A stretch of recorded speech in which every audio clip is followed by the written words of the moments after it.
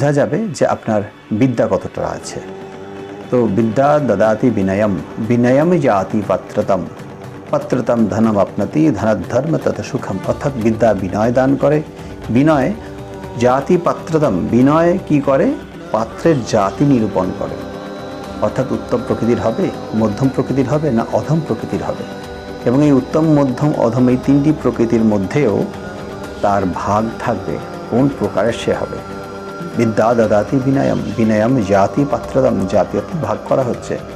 পাত্রতম ধনম আপনতি, অর্থাৎ পাত্র, যে পাত্র সৎ পাত্র হবে, বিনয়ী পাত্র হবে, সে ধন উপার্জন করতে সক্ষম হবে। পাত্রতম ধনম আপনতি, ধনাৎ ধর্ম তৎ সুখম, ধনাৎ ধর্ম, ধনের ধর্ম কি? ধন অর্থাৎ সম্পদের ধর্ম হচ্ছে সুখ প্রদান করা।